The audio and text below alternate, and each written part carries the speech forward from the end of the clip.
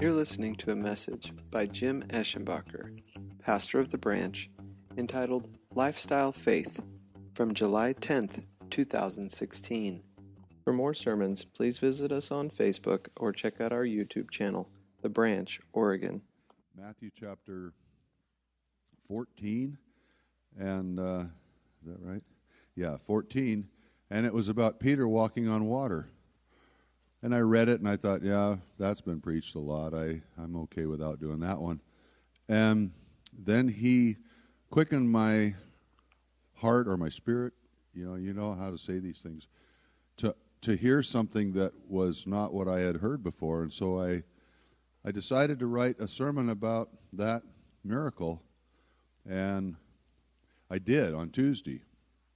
Now, that was all well and good. I woke up Wednesday morning and I had a plan of looking at the sermon and adjusting it, making some corrections as needed. And on Wednesday morning I read Matthew 15. I went one chapter more. And in Matthew 15 there was a story of the, let me find it here, I'm sorry. The lady who had a demon-possessed daughter, and he asked Jesus if he could heal her, and he said he wouldn't throw food to the dogs. You kind of know the story. Well, I'll tell you about it in a minute, but the Lord spoke again to my heart about faith, and I thought, okay, so I had Peter yesterday, wrote a sermon, now I got to rewrite it. Well, fortunately, I didn't have any time on Wednesday because Thursday morning the same thing happened again. In Matthew 16, he gave me another subject to write about on faith, another story about faith. So then on Thursday, I rewrote the whole sermon and started over from scratch, and I realized I had missed. The story about Peter doesn't catch everything, and I had not seen it all. So then I woke up Friday morning, and I'm really pleased because I've got my sermon written twice, actually, but I'm ready. And on Friday the 16th, there's another message Friday chapter 16, there's another message on faith. And so I read it, and I went back and looked at my sermon and thought, oh, I'm not quite there yet. So if you saw my notes, at one point I had probably 10 or 12 pages of notes just scattered around my table. And I was looking at them going, what goes with what? And I had to sort through it because I have it in my computer, but I copy everything and I read it because I'm old, and reading on computer doesn't work as well for me as reading a piece of paper. So anyway, say all that to say that by the end of the week, I had rewritten the sermon numerous times, probably 3 complete times, and revamped it twice more. Finally arrived at what I felt like that whole section of Matthew was saying, rather than just one parable or one sermon note, but the whole thing. What was he saying about it? And it became really important to me. And then I thought, oh, finally. And I looked ahead at Saturday's reading, and I thought, okay, I'm going to read chapter 18 tomorrow, Saturday. I don't see anything in there that's going to conflict with what I'm doing. So then I woke up this morning, and lo and behold, there we go again. So I'm going to read a little bit of my journal from this morning at the end of the message because it ended up being about faith. And I thought, wow. Now, it's interesting to note, as you probably figured out already, I have a sore throat, or as some people say, a frog in my throat, or a horse and a frog, I don't know. But so here I am preaching on faith, and I got a sore throat. That just doesn't make any sense in the real world, in the Christian world.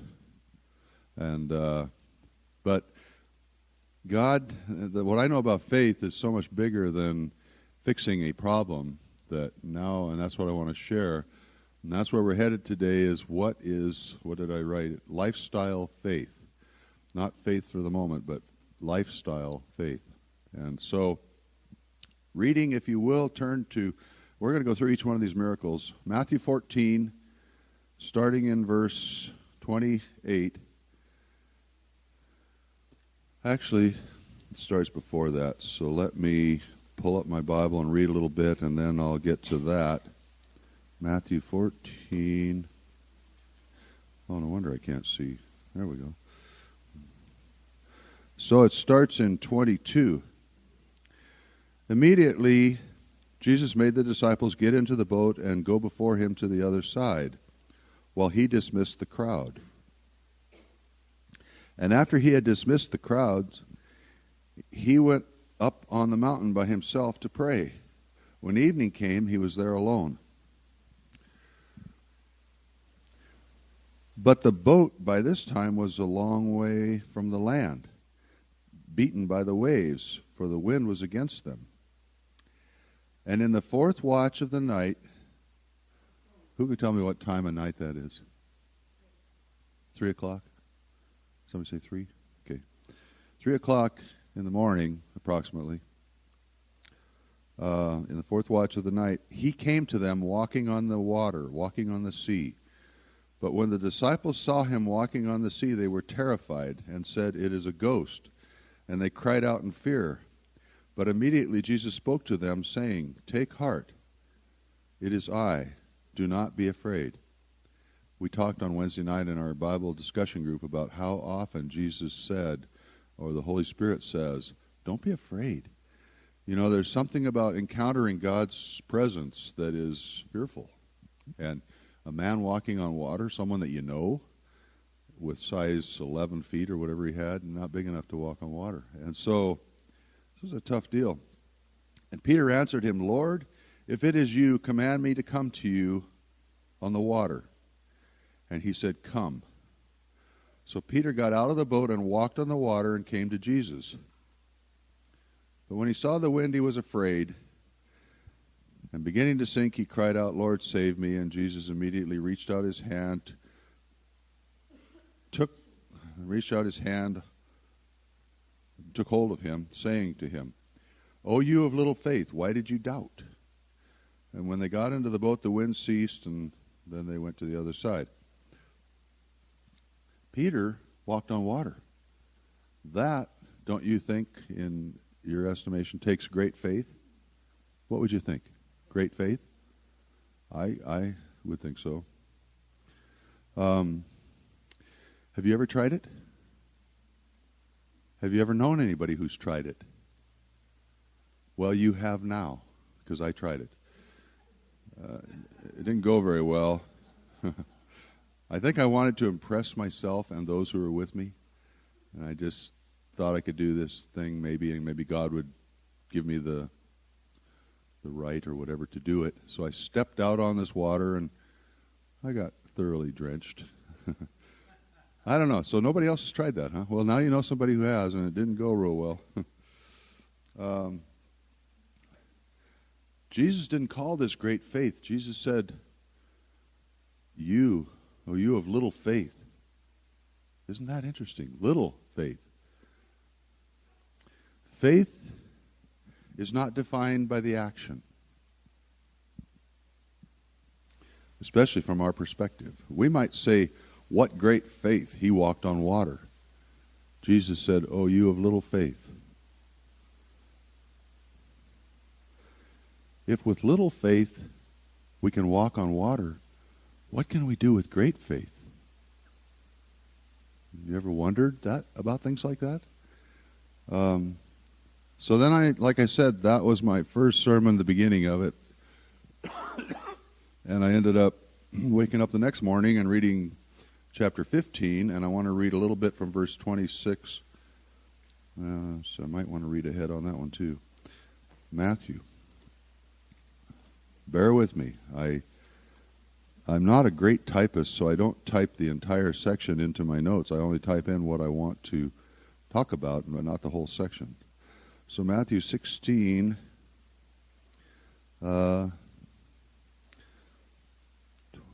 verse, let's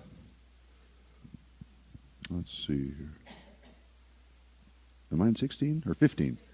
Oh, that no wonder it doesn't make any sense. I'm in 15, yeah, thank you, Gretchen. She's been around me long enough to know he needs help.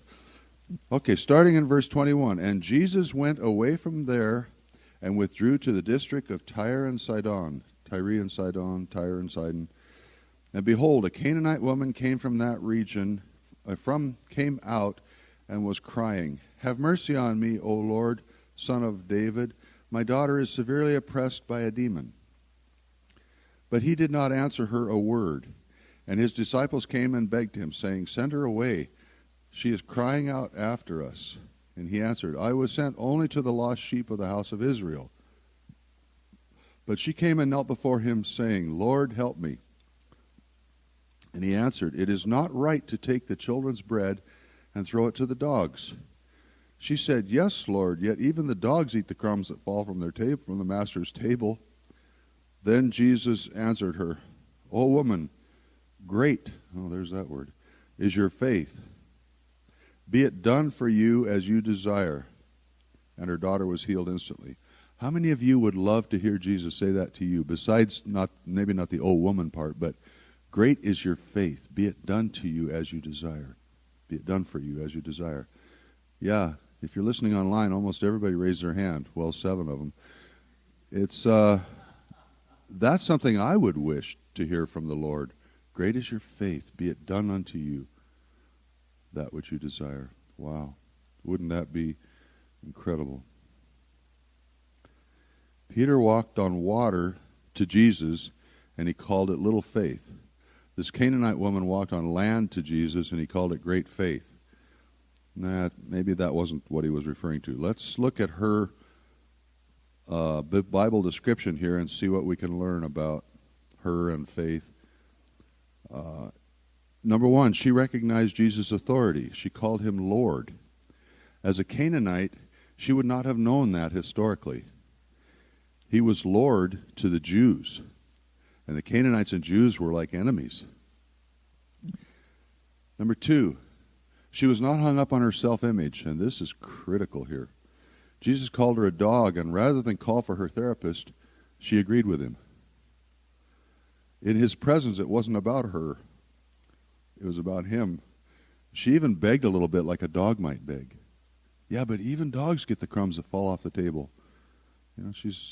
Keep in mind, Jesus commended her for great faith.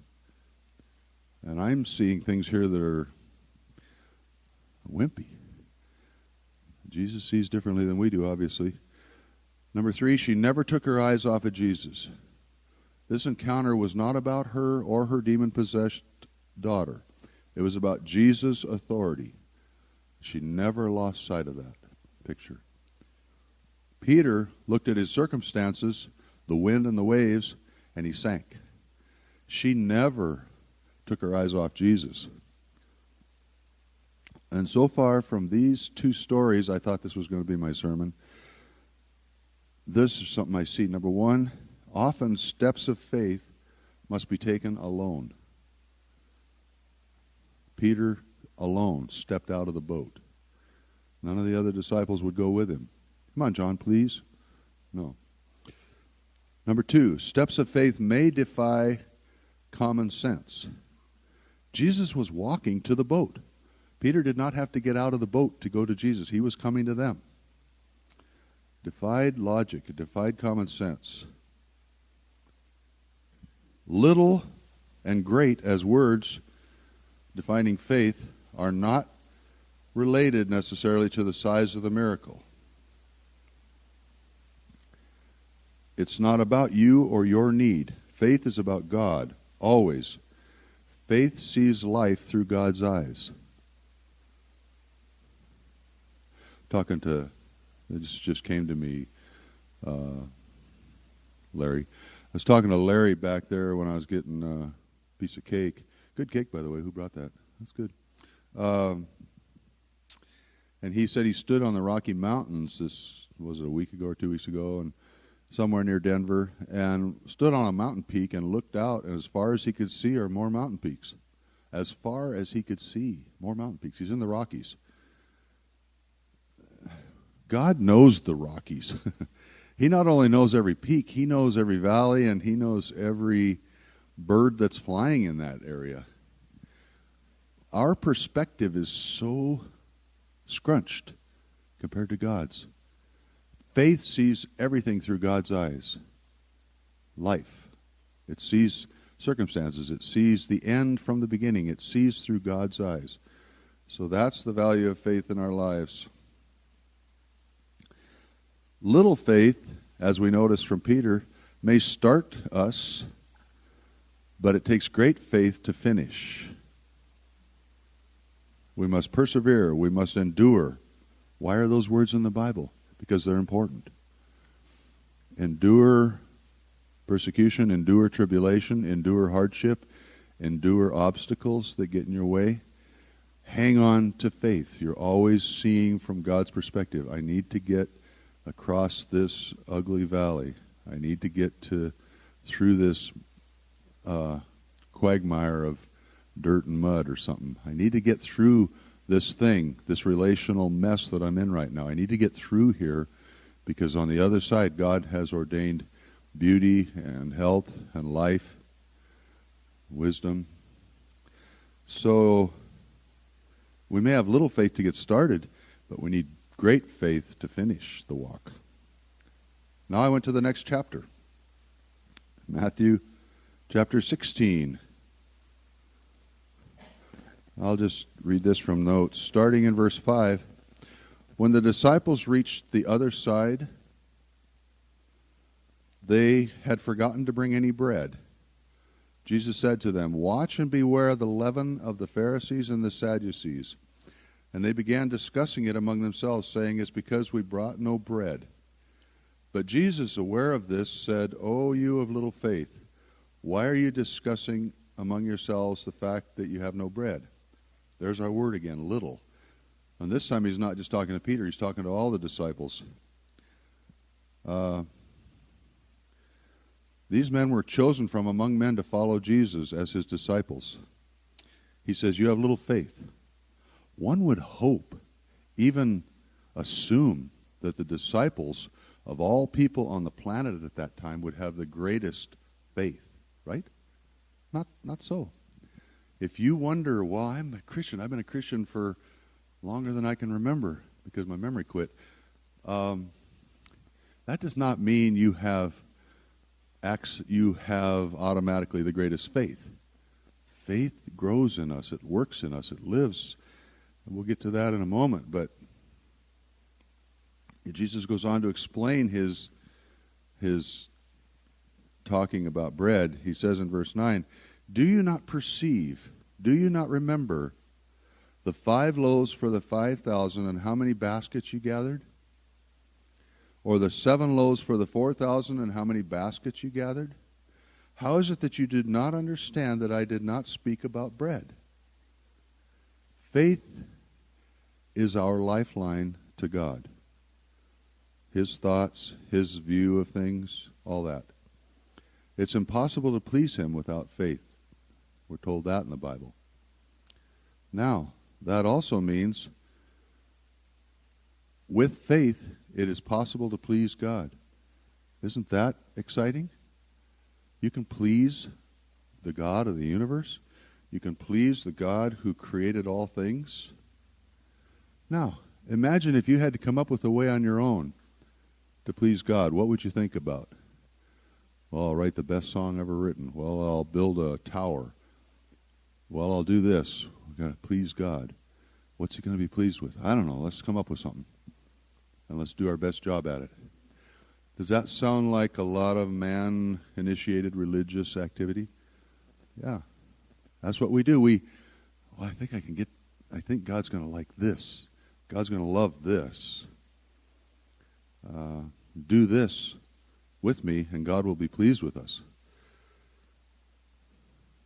Religion brings God to us, tries to bring God to us. We want a little bridge for him to come on down here and hang out with us at whatever we want to do. Christianity takes us to God. Jesus said, I go to prepare a place for you, and I am the way to that place. So whether we're bringing God down to us or whether we're being lifted out of this world to his world is really critical in our understanding of life as a Christian. Faith lifts us to his world. Faith doesn't draw him down and make him think like we do. Faith changes our thinking to think like he thinks, to have more understanding of spiritual life The disciples were caught in the human world. They were concerned about food. They didn't transcend to God's world. They had little faith. And Jesus says, you have little faith. It's okay that you're with me. It's okay that we're in this boat together. It's okay that you're my disciples. But you still have little faith.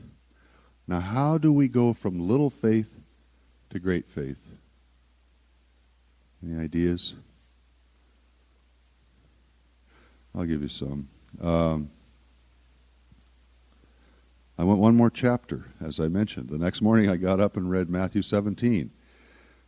Verse 20, and he said to them, it's because of your little faith, for truly I say to you, if you had faith like a grain of mustard seed, you will say to this mountain, move from here to there, and it will move. Nothing will be impossible for you. Now this seems like a contradiction to me. If you have little faith, you're making mistakes. You're not seeing things clearly. And yet he says if you had faith like a mustard seed, which is the smallest seed of all. So is he contradicting himself? No. He has just introduced a new reference. Seed. That's new to the whole talk about little and big faith. Seed. He just introduced that. Now, what do we know about seeds? They start out little, but they grow. And they grow to be something that doesn't even necessarily resemble what they look like as a seed. It grows beyond that to, in the case of the mustard seed, in another parable, he talks about the mustard seed as a little seed and it grows up into a big tree. Now, I've never seen a mustard tree. I don't know what his reference is there, although there are mustard bushes, and maybe they called bushes trees in that culture. I don't know, and I'm not going to argue it or try to figure it out. I'm sure there are pastors who could give us a really good explanation of that. I'm not the one. But seeds grow. Our faith, your faith, is intended to grow. It's not intended, it is little, but it's not intended to stay little. And I'm not referring to where you are right now in your faith walk. I'm just saying it starts little. It's planted in you as a seed. Now it says in Revelation that Jesus is the finisher of our faith. Do you notice that? He's the author. He puts the seed of faith in your heart, and then he finishes it. In one place, he told a parable about a field that the farmer planted, and then someone came and planted weeds in the field, and all the weeds grew up with the wheat, and his workers asked, should we pull the weeds? And he said, no, don't pull the weeds yet, because you might disrupt or harm the wheat. So leave everything till the last, and in the last, when the wheat is strong, and if you can imagine this like faith, great, then we'll pull the weeds up first and burn them, and then we'll pull the wheat. So Jesus is our finisher. He is watching over your faith. He's watching over your walk of faith. And he is protecting you from the things that come against faith. And there are a lot of things that come against faith.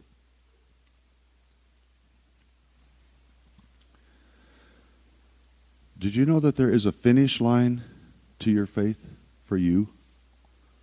You know, you could say it's their day of death. That's my finish line. I don't know. We don't need faith in heaven. We need faith on our way there.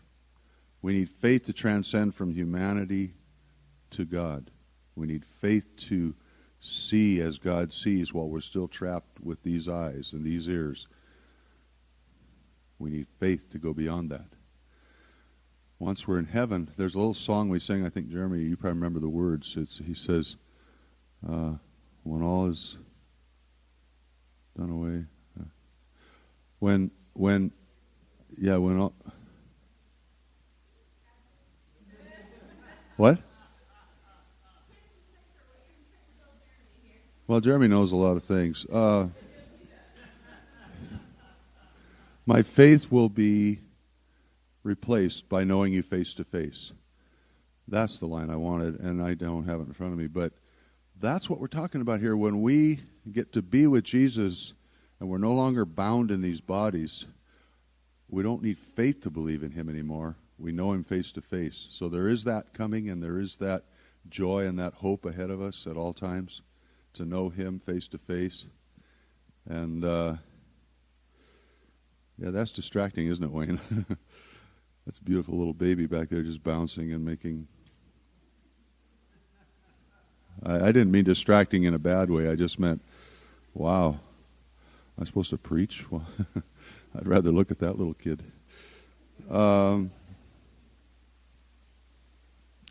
Anyway, Jesus is the finisher of our faith. He's the author. He plants it. He watches us to our finish line. He protects our faith to the finish line. He loves us to the finish line. There was a time in his ministry where he prayed for Peter that his faith not fail. Now, if Jesus is the finisher of our faith, why would he pray that? Can't he just take care of that? What's he praying for? Well, we participate in our walk of faith. We either agree or disagree with what God says. We either walk in it or walk over here and look over at it from time to time. So, because we participate, we have something we do. One way we participate is by taking control of our thoughts. Paul talked about that. Take every thought captive. We make our thoughts align with God's, not believing lies. We can change our self-image by not believing lies. How many of you know that? We can change our God image in the same way. Sometimes it takes a bit of work. God image is Spirit-filled, Jesus-changed self-image. It is who you are as a born-again Christian, seen by God as a person of faith. That's God's image of you. It should be our self-image. You know, there's a lot of confusion about that. Well, I don't want any self-image. Well, yeah, you do. You want some. And this came to reality to me this week as I was preparing this and sitting at the counter, and Carla was on the phone talking to somebody as she sells a skincare line now. She's kind of a rep for something. And she said to this person, it'll make them feel better about themselves. They'll love it. And that bugged me. And then I thought, why does that bug me? Of course, if it makes you feel better about yourself, maybe you'll walk on the sunny side of the street instead of the rainy side. I don't know. You know what I mean? There's just like, our self-image is important. And God didn't take it away from us. He just fixes it. He fixes our self-image. He said, you, Darla, are no longer just a good cook and a grandma and a mom and a hard worker. You are a light everywhere you go. I have made you be a light. And you are to light people's lives around you.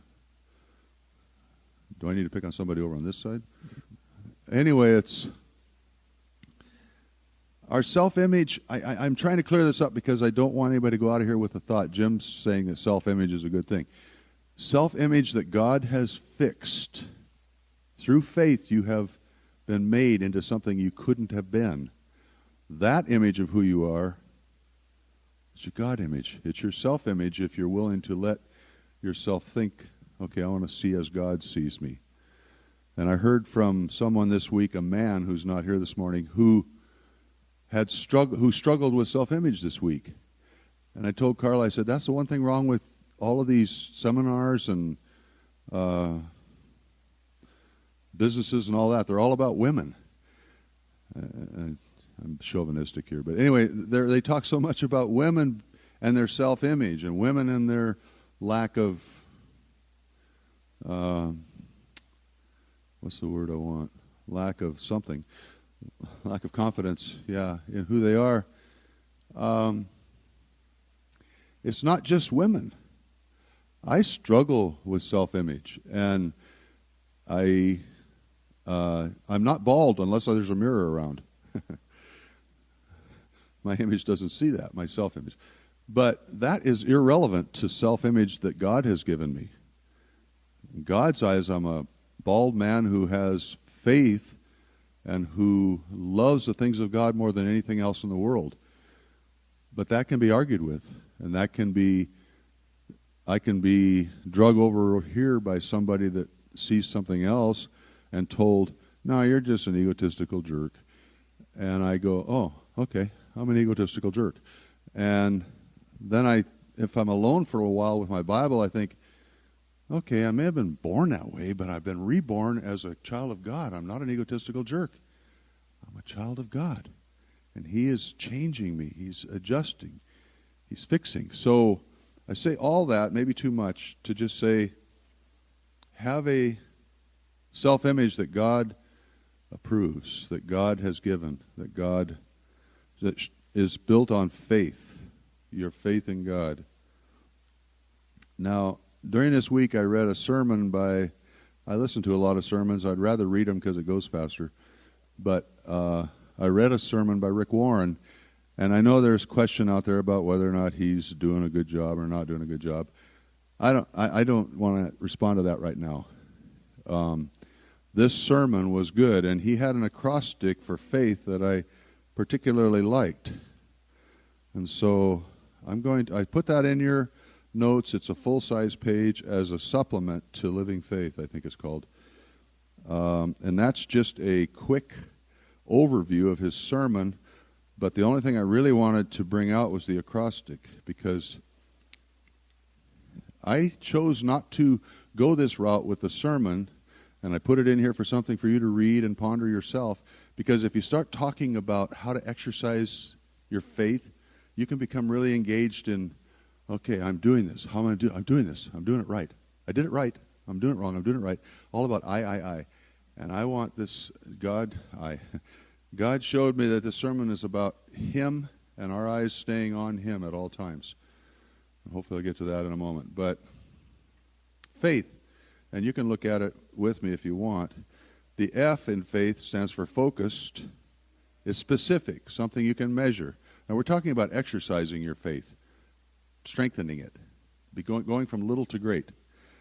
Number 2, the A of faith, it's attainable.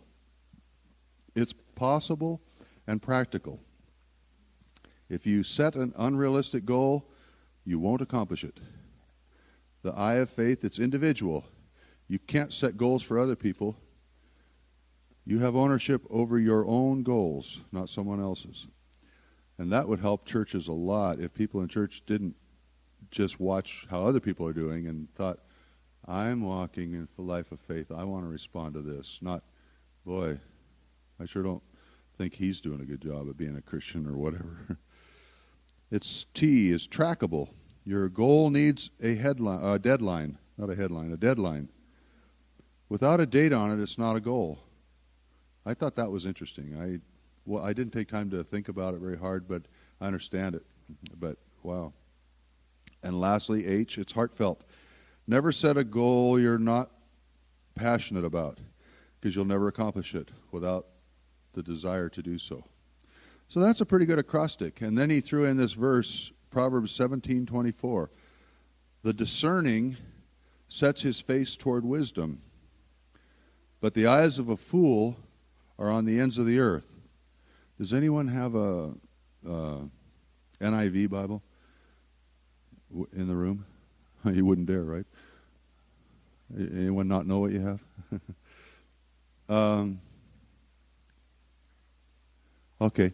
Can you look up Proverbs 17:24? It reads differently, and I don't know what it says. But the discerning man says, 1 year from now, I will be able to run a 6-minute mile. The foolish man says, 1 year from now, I will be the fastest man on the planet. Set realistic goals. Set goals that make some kind of sense in your training process and in your timing. Not just these I'm going to move a mountain next year, throw it in the sea. Not just that. What is realistic in your training of yourself to be exercised in faith? Now, I mentioned earlier that Peter's faith failed him in the area of finishing. How many of you are good starters? How many have started a diet at one time or another in your life?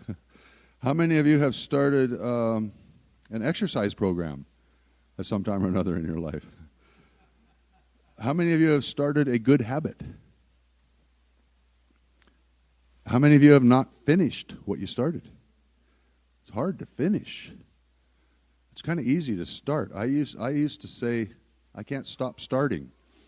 I started a lot of businesses, and I started a lot of things, ideas, built a lot of buildings, and planned them anyway and started them. Drew a lot of buildings. Oh, man, I've drawn so many houses that I've never built.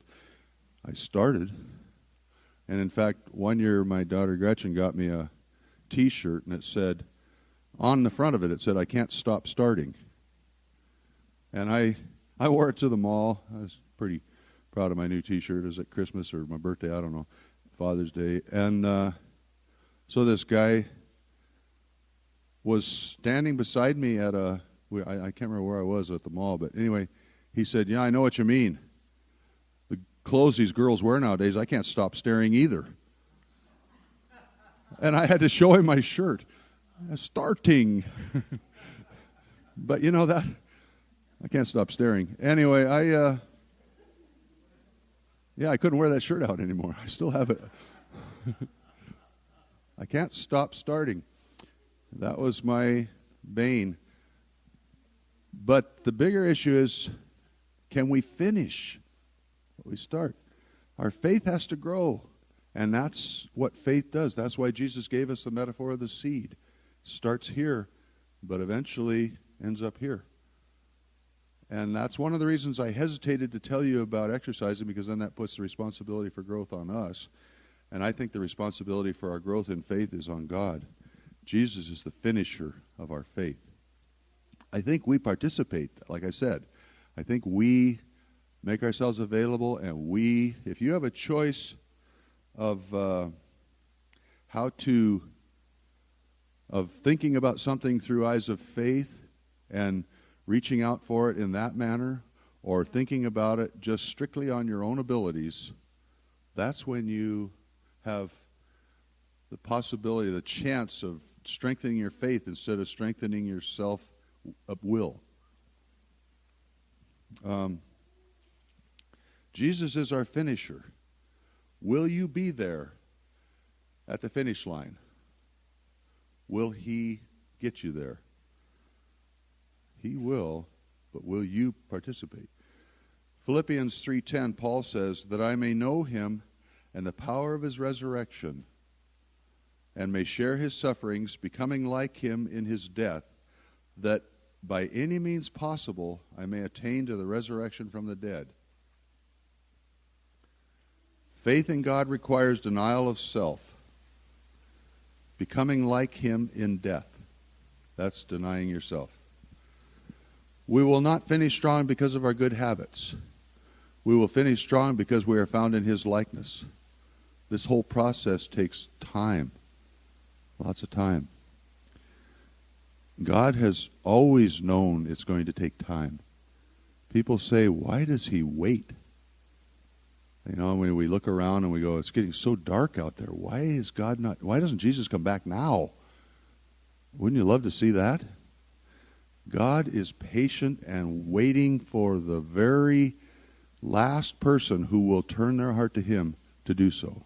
That's his patience at work.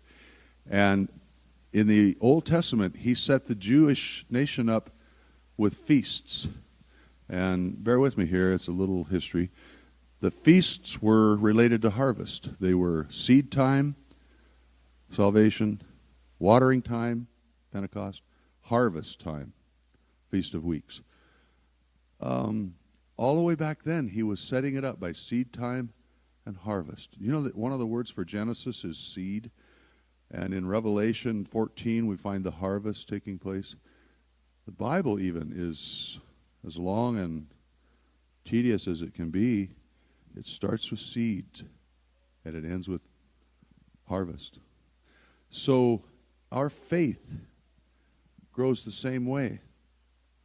It's planted, it's watered, and it's mature. So if you are stuck somewhere in little faith or little, quote, plus faith, time and water grows that faith. Read your Bible. Our life of faith has all of the feasts of God incorporated into it. Faith is planted in you as a seed when you come to the Lord. It's watered by His Word. And it's matured by Jesus. That's how faith is growing in you. You didn't get a certain amount of faith and you're stuck with that now for your life. And you're not, tomorrow your faith may not be what it is today. Tomorrow your faith may be greater. Or in some cases it could be lesser. You could have backed away from God and gotten more and more caught up in the ways of the world. We choose what we're going to believe and follow. It's that self-image thing again. Are you going to believe what God says, or are you going to believe what the world says? I could say things about almost everybody in this room, I don't know all of you that well, that are very disparaging. In some cases disgusting. And very disheartening. I could also say some things about each person in this room, very encouraging, very visionary, now you want to be back over here? Very life inspired. I can say that of each person. And you probably can say it of yourself. You probably have days where you wonder, am I saved? Am I righteous? The prayers of a righteous man, I better find one. No, you see what I mean? On any given day, you've got a choice of how to view yourself, how to view, and this is where church comes into play, how to view the people around you. We're a community. In the world, there's not a lot of support in the community of the world. There's a lot of putting down because everybody's kind of stepping on the other person's head to get a little higher. And that's the corporate ladder we know about, but it's also the way we do social and emotional growth. We step on others to show ourselves superior. Well, then the church is the opposite. The church, we come underneath and lift people up so that people see them better than they have at this point. So I'm saying that to say that image is... Andre Agassi, image is everything. No. Image, God's view of us, is what we need to constantly, continually, daily support and encourage and strengthen. So, be that. Do that. So as I mentioned, I woke up this morning and got... read my Bible again, and the Lord, I'm just going to read some of this morning's journal because I looked ahead and I thought, okay, there's nothing about little or great faith. I'm just going to not worry about the sermon. It's done. And then I read this and thought, oh boy. Matthew 20 is what I was in this morning. Each day of this week I was in another chapter of Matthew as I came through that book.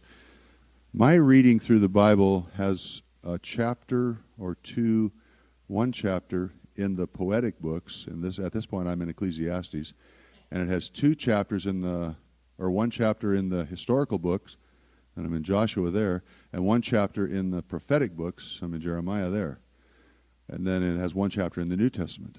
So I don't know if you're on a reading program or not, but I would be happy to share mine with you.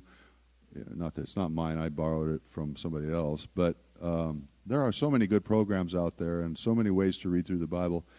I highly recommend it. I don't think I could even live without it. Oh, I ran overtime. You're here. Okay, so let me just tell you what happened this morning when I got up. Matthew 20, verse 15. Am I not allowed to do what I choose with what belongs to me? This is Jesus speaking. Or do you begrudge my generosity? So the last will be first and the first will be last. Jesus is finishing a parable about a vineyard owner who hired people to work in his vineyard. And he agreed with the first people he hired early in the morning, I will pay you a denarius for today's work. And then the last people he hired were 1 hour before closing. And they got all done, and he paid them the same.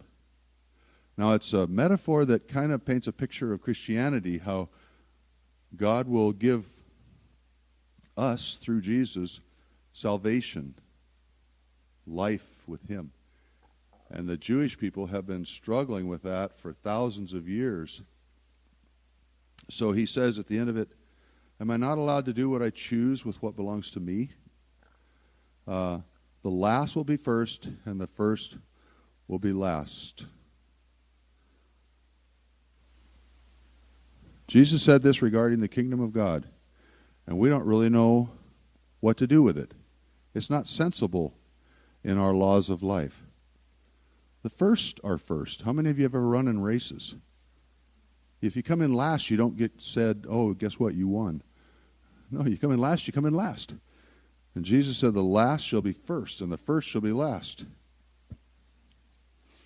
We don't really know what we're going to do with that. And that's why we need to be transformed.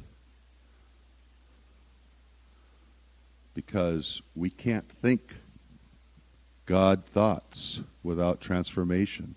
The world won't teach you God thoughts. It'll teach you substitute thoughts that sound a little bit like God, but it can't teach you God thoughts. God's thoughts are so different than ours. I said I'd read this, and I haven't even read any yet. I've just been preaching it. His ways are above, a long ways above our ways. We attempt to intellectually understand God, and it fails us. We can only know God's ways by faith. Hebrews tells us faith is the assurance of things hoped for, the conviction of things not seen. That's the closest thing we have to a definition of faith. It's Hebrews 11:1.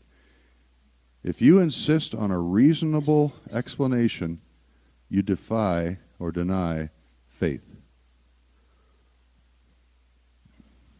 The world continually demands an explanation, a sign that Jesus is real. We just read about that in our Bible discussion group, that while he was on the cross, his detractors were yelling, come down off the cross, prove to us that you're the Son of God. Surely you can do that. He didn't, so they're like gloating that they got him, whoever this guy was.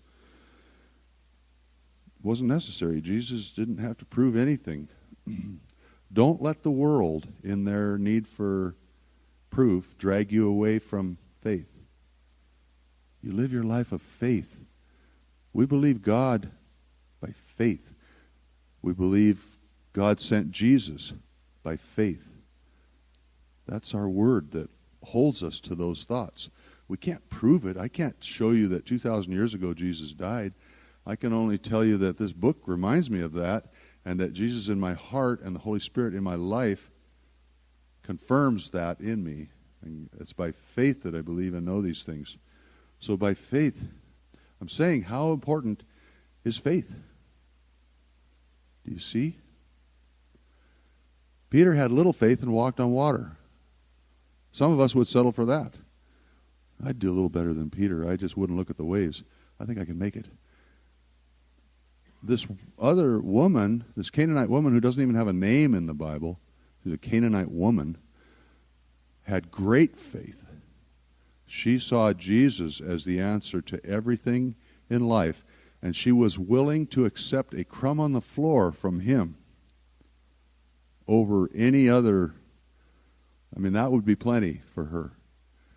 Are you there with your relationship to God? You would be isn't there a song, I'd rather be a doorman in heaven or something like that? Are you content if God says, here's a crumb, pick it up off the floor?